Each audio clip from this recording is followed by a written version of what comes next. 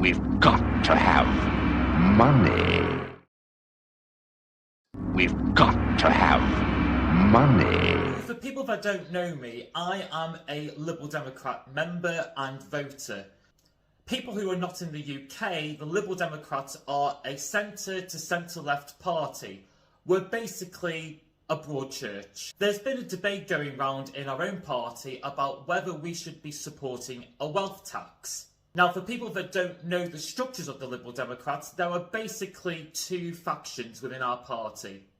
There are those what call themselves the Orange Book Liberals, named after the Orange Book, who are economically to the right but socially to the left. And then there's those on the left of our party that are called the Social Liberals, who quite generally believe that we should use tax policies as levers in order to help solve structural issues such as poverty, inequality.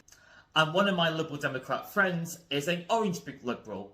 He recently put out a post on X in which he commented on Daisy Cooper's address to Parliament, in which he said that Labour's tax rises has helped tarnish the economy. However, in a friendly reply to him, I said that he forgot to mention that actually she said that there are other levers in which we could raise taxes.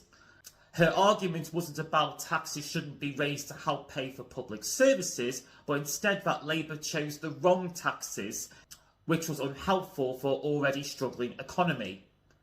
And there's been certain advocates within my party that support the idea of a wealth tax.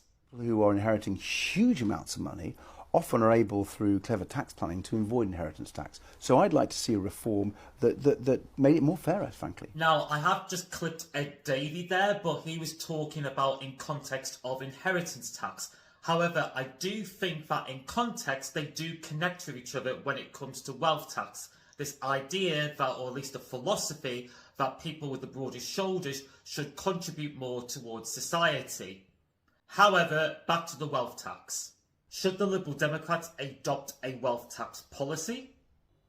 I'm hoping to explore this in more detail with my good friend. Without spoiling anything too much, I just want to offer it to you guys.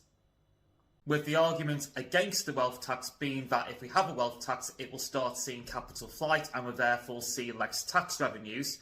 And those that are in favour of a wealth tax arguing that it should be done as a moral right and that people with the broadest shoulders should contribute more and that it is unfair for people on much lower incomes to be burdening the bill.